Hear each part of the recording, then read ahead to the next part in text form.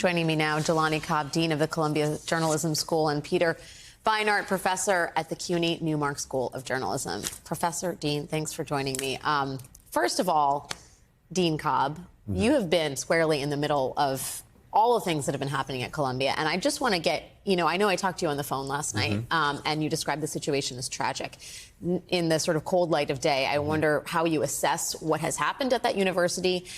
And also, we heard reports that you were threatened with arrest last night. Can you talk a little bit about what exactly went down? Yeah, so, I mean, I think that the word tragic still is probably the most apt descriptor, for it. And even kind of looking out now, the campus is like eerily quiet. It's completely locked down.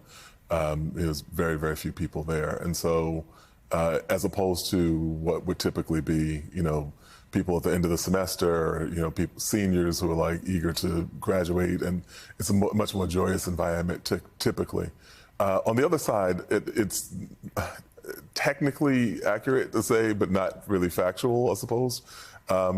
We were out in a hallway. We're in the doorway of a building. And as officers said, if anyone comes outside, they'll get arrested. Okay. So they were talking to a group of our students. And so I went to the doorway to say, hey, I'm the dean, these are my students, and so on. There was not a kind of threat of arrest that was impending or anything like that. But once that kind of got out, literally like hundreds of messages from people. Right? It is an incredibly emotionally pitched moment, right? Sure. People who saw that unfold. And there were no casualties, but it was an extraordinary picture to watch the police in riot gear go into Hamilton Hall and then the arrests that were made subsequently.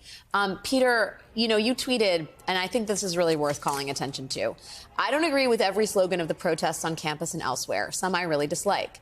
But when people look back, they will see this as the moment when a real debate began about university and government complicity in the oppression of Palestinians. And the protests made it happen. If that happens, I think that's probably a good thing for our national discourse. But I do wonder, when you see like the NYPD video and you hear Donald Trump spinning this into Never Never Land, like situations that Joe Biden is not inviting another October 7th attack to happen here. But it ratchets up any kind of reasonable dialogue and makes it somewhat impossible, don't you think? Yeah, but I think in progressive spaces and increasingly in the Democratic Party, people are now questioning this, why we have unconditional support for Israel. Before October 7th, there was almost no one in Congress, except a few members of the squad, who supported conditioning military aid. The national protests have now making that a mainstream Democratic position. The question of divestment from colleges, what exactly that means, we don't know. There's a lot to be unpacked there. But why is it that universities should be supporting any companies that are involved in military action anywhere around the world, for that matter? People are now starting to talk about that. They weren't talking about that. It may be many years before our political system changes, right? Think about the Occupy movement. It rose, then it diminished, and people thought it was gone. But then it reappeared with Bernie Sanders' primary campaign. It was that fervor. The anti-war movement in '68 was out in front of Chicago, and then in '72 they nominated George McGovern. The energy from this will change at least the Democratic Party's position. That's a really good point, the way that this is not a linear thing. Sometimes there are peaks and valleys before real change comes. Jelani, in terms of the conversations, it's hard to get an understanding of what exactly happened between students and administrators at Columbia and where things go next. I mean, I think Minouche Shafik, the president, noted today that, unfortunately, the protests, that our academic leaders spent 8 days engaging over long hours in serious dialogue in good faith with protest representatives, but there's not much more information about what happens now that campus is where it is. Yeah, I can't really speak to that. I'm still dean, but I can tell you that that's true, that we spent a lot of time, all hours of the night, early in the morning, through the day, engaged in discussions in good faith on both sides. I think that the students are incredibly smart, thoughtful. They understood that issue. They were clear, and there was more elasticity. Even, I'll be honest with you, was more elasticity on the university side than even I anticipated. But the frustrating thing about it was that we didn't get to a kind of meeting place in the middle. and we devoted a lot of time and energy trying to get there. Do you think the outside sort of political overlay of all of this changes the contours of those discussions, or do they? Yeah, absolutely. Can you talk a little bit about that? So, what universities? If I can just give a little bit of context, like when we looked back at the congressional hearings.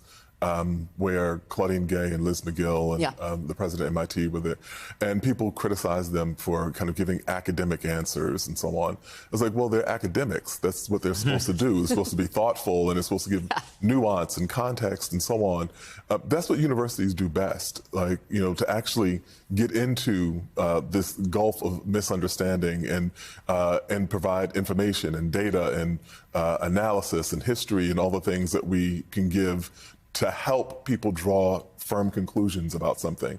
You can't really do that in a context where there are politicians breathing down your neck. Yeah. And where the discourse on your campus is being dissected, not simply of whether people are right or wrong, or are these ideas useful or not useful, but are these people treasonous? Are these people dangerous? Are these people, in that kind of sense, it makes it almost impossible for universities to fulfill our mission.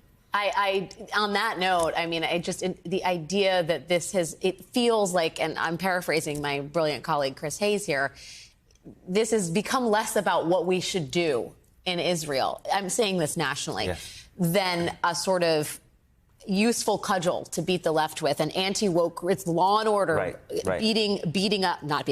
law and order running up against the woke liberal elites and their spoiled children. And you know why part of that is? Because it's actually almost now impossible to support the war.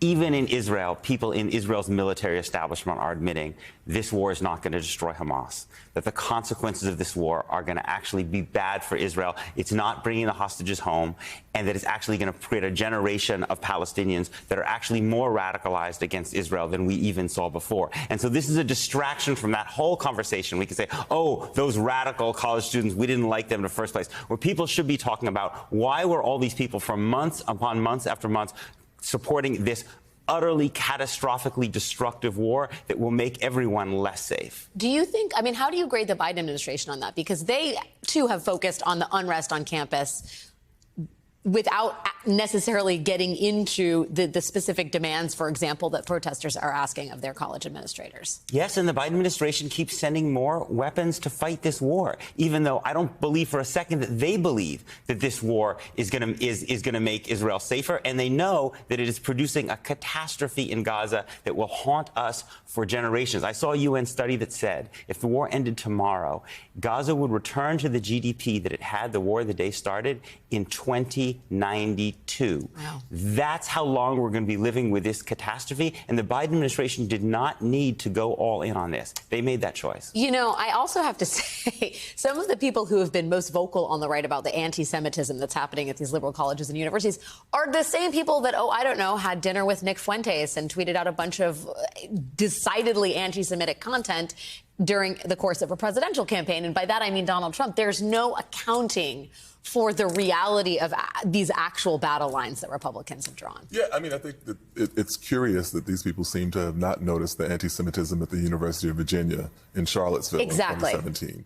Where we saw the Tiki Torch Brigade out there, or many of the other instances that we could talk about. But there's just a curious absence there.